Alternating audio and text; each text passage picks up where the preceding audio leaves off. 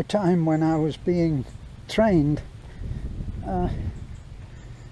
gradually you begin to notice things, and you notice that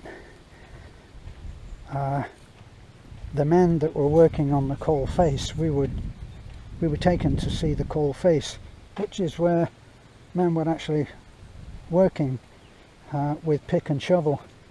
And of course they had big machines which had to be manhandled into place, and they would gouge out the coal, and the coal would be in seams. They didn't sort out. It's not like looking for gold, which is differently mined. They have great seams of coal which they dig into, and then they have to have the track has to be run out to the coal face, progressing as the pit, that particular face, progresses. And they would have people then, they'd have people digging out, they'd have people who could set the charges to blow out sections in very controlled explosions, and we'd hear those. And quite scary to hear those when you're a kid. And then they would load that into the tubs, and the tubs would be attached to a cable that runs along the ground, and they have these special clamps that clamp onto the link that's at the bottom of the tub, and it has a hook for that and a clamp for the moving cable. You have to be very careful because that cable has fingers. It's a cable that's made up of strands, and some of those strands break, and when they do, they'll take a finger off easily if you touch the moving cable. So you had to be taught this, and you had to practice it, and that was what we did. But going down to see the men working at the face was a particularly sobering sight.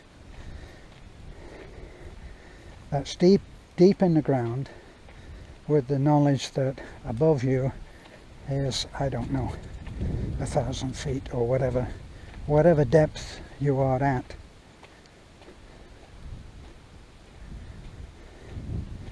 And from that to here. But one of the scariest things was actually going down to the face, the lowest place where they were taking coal. And we would go into a cage which actually was designed to take the tubs, and the tubs, it was like a cage that would take 2 tubs on each level, and it would have 3 levels, and that's what we would go down in. And there's just a bar across the front, so if you were the last one in, you would be the first one out, and you would be looking down into the pit, and you descend into that pit. And after a while I began to think of it as descending into my own grave. Now, I applied for and was due to start as a collier, on haulage in what was then the Bradford pit. I don't even know if the Bradford pit is still there, in Bradford, of course. Sorry, I'm doing the hill thing again now, so it might be wobbly and also puffing and panting. Maybe my father actually took pity on me, sitting there exhausted after a day at the pit as a kid, and he had written to a bandmaster, and the bandmaster was of the band, had evidently put in an advert saying boys taken and full musical training given. So without any test at all for the band, I played the bugle. I played the bugle in the cadets. So no great emerging talent for music, except that I could hold the key if I sang.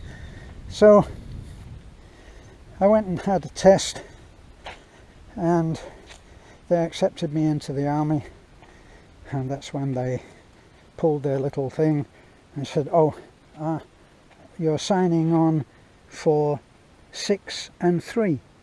So that's 6 years of full service and 3 in the reserve, in which I guess you can be called up. So I went in, and my parents, God love them, they took me to, I think it was Exchange Station, and I boarded a train that was pulled by an incredible, huge steam locomotive, and that took me to Scotland. And for a while I lived in Stirling Castle, where they didn't really know what to do with children. And I was in a room with another boy, but this boy was something of a steal for the pipe band, because he was something of a child prodigy and was an excellent piper, which is not an easy thing, and he was really very good.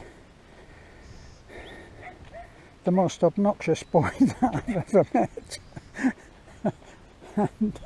and didn't like the English. My introduction into a Scottish regiment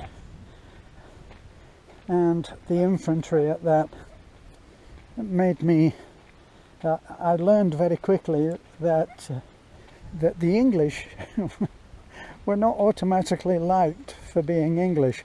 And as my knowledge of history has improved, I know that the English have a lot to answer for. So we didn't get on very well, but fortunately that didn't have to go for too long, and I went out to Germany to join the band. And I joined the band, and they issued me with an ancient trombone, which made more noise on the slide going up and down than I could make by blowing into it. But anyway, eventually I bought my own trombone. Well, then started a life. My 6 years turned into 8.5 years, because my 6-year service didn't start until I was 18, something that they would never allow now, but they did then. And so I was caught, and my father didn't know any different. I guess he looked at it as the lesser of two evils, either that or have me die in the pit, so which is a distinct possibility. So I left the pit, went into the army, and on my 16th birthday I was in Germany, in Berlin. So I joined the band there. So probably I've not been concentrating on where the camera should be looking, and I'm almost back home now. So I'll end off here. That's the hill.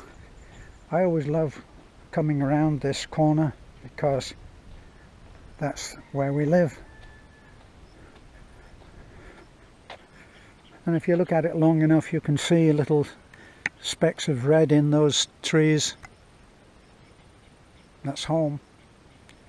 So bye for now. Thanks for walking with me.